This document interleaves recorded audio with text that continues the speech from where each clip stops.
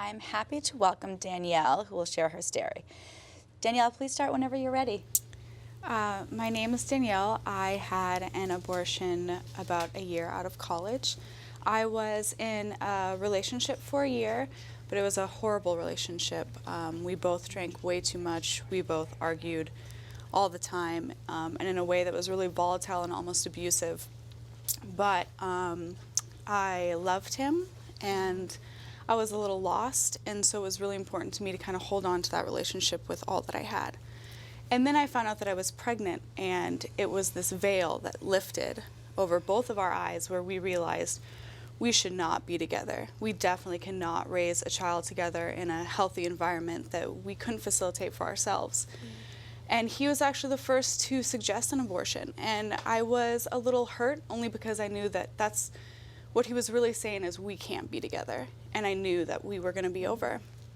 So I called the local Planned Parenthood, which was a close 5 minutes away from the apartment that we were living in.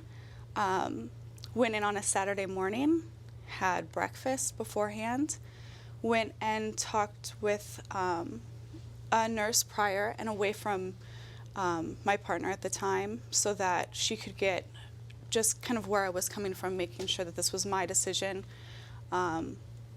They were so kind. The nurse held my hand. I got to have a juice box afterwards, which was probably the best juice box I've ever had in my life. Went home, laid on the couch, watched The Office, and I was in this protective bubble of just, I knew it was the right thing to do. My partner at the time knew it was the right thing to do, and I felt completely and totally supported. But that bubble popped a couple days later when I started sharing my story with even close friends who I thought were supportive of me and turned out weren't. And even seeing things on social media of people who didn't know that I had had an abortion calling women murderers and saying that we deserve to die.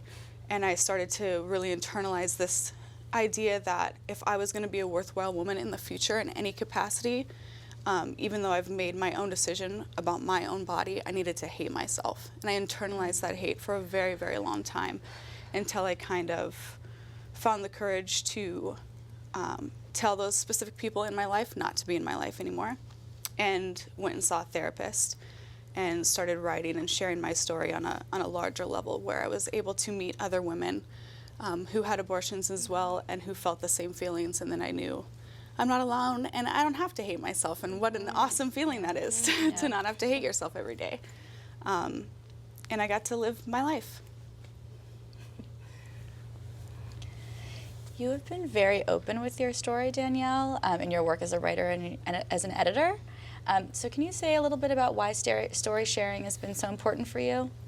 Yeah, it's important to me in a number of reasons. One, because this is such a stigmatized procedure that is also 100% legal and very common. And yet we still talk about it in hushed tones or whispers or just with close family or friends. And I really want to combat that stigma, and I think the way to do that is to be loud and unapologetic. And I'm not sorry about taking control of my life. I'm not sorry about doing something that we're all granted permission to by the Constitution. Life, liberty, and the pursuit of happiness. I get to decide that for myself. But it's also really important to me now because I'm a mom now. And I got pregnant later on when I was in a healthy, happy relationship in a financially stable place.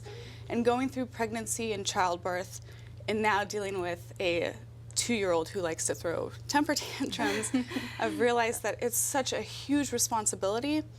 And for any woman to feel forced into that through pregnancy, through, labor, that's criminal. I could not imagine having gone through that experience being forced to, or because I didn't want to. And I think if we are going to trust women to raise the next generation, we need to trust women to make their own decisions and make a decision to be a mother on her own terms. And I think the only way we get to that is to continue to share our stories and be unapologetic about our lives and our right to control them. Yeah. I think you're speaking really deeply to a lot of people right now, and so I think it's really wonderful of you to share, and thank you so much. Oh, thank you for having me.